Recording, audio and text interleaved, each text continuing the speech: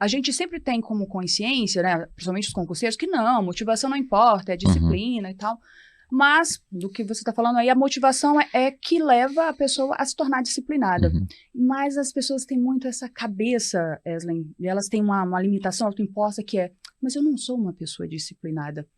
Será que eu consigo ser concurseiro? Porque eu não sou disciplinado. A disciplina é treinável? A gente consegue ensinar o cérebro a ser disciplinado? Sim, com certeza.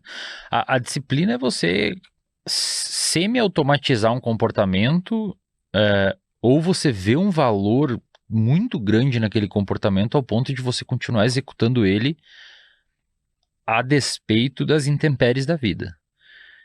Se você for olhar todas as pessoas disciplinadas, pelo menos todas as que eu conheço, elas são muito motivadas. Né? São pessoas que são muito motivadas e aí por isso elas são disciplinadas. Esse é o primeiro ponto. O segundo ponto é, no nosso cérebro, as memórias, e aí entenda a memória não só como memórias explícitas, né, que é o que é cobrado em concurso, que são aquelas memórias que a gente aprende, tipo qual que é a capital do Brasil, qual que é a fórmula da água, né, que são as memórias, essas memórias, mas também as memórias de valores, emoções, inclinações, ideologias, particularidades, né, a forma peculiar que você tem de enxergar o mundo, os seus gostos, isso tudo são memórias no nosso cérebro. Até memória motora, dirigir um carro, fazer malabarismo, isso também são memórias. Essas memórias no cérebro, para responder a sua pergunta sobre disciplina ser treinável, elas ficam numa região, não é necessariamente numa região, mas numa configuração chamada engramas. Engramas é um termo que foi deturpado, então há algumas deturpações desse termo em algumas filosofias específicas dentro da neurociência, mas em 1949, o Donald Hebb, que era um behaviorista que criou esse termo, ele dizia que quando a gente aprende algo, os neurônios, eles disparam juntos, e quando eles disparam juntos, eles aumentam a força de conexão entre eles. Então, o aprendizado no cérebro nada mais é do que o aumento da força da conectividade entre os neurônios, ou até mesmo o aumento da arborização dos neurônios e da complexidade dendrítica das células do nosso cérebro.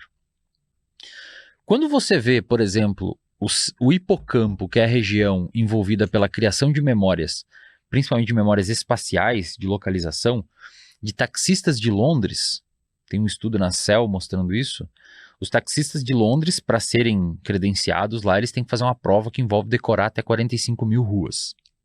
Eles não decoram todas, mas tem que tentar decorar o máximo possível para passar na prova, os taxistas credenciados. Um grupo de cientistas resolveu olhar o que acontecia no cérebro dessa galera, principalmente naqueles que eram aprovados na seleção. Então eles fizeram um escaneamento do hipocampo, que é a região que forma memórias antes da prova e depois da prova. Nos que foram aprovados, e só nos que foram aprovados, o hipocampo daquelas pessoas, ele era um pouco mais hipertrofiado. Ele tinha um pouco, claro que em micrômeros, né, mas ele era mais robusto, mais complexo, as conexões neuronais eram mais complexas. Então o cérebro, o aprendizado no cérebro é algo muito parecido do que a criação de massa muscular na academia. Quando você faz supino ou faz rosca com 5 quilos, o seu músculo se rompe, vai proteína para lá, ocorrem microlesões, vai proteína para lá, você descansa e ele se reconfigura para que na próxima vez os 5 quilos fiquem leve. Sim.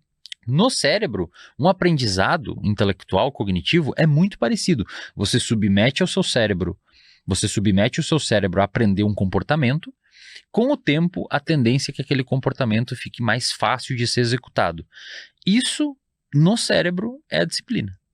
É você reduzir o custo de um comportamento de forma que fique mais fácil mantê-lo. Mas isso também não acontece de forma mecanizada. Por isso a importância da motivação. Não, sem motivação. Inclusive, essa reconfiguração neuronal, o crescimento de dendritos, o aumento da força da conexão dos neurônios, ocorre com a influência de vários neurotransmissores.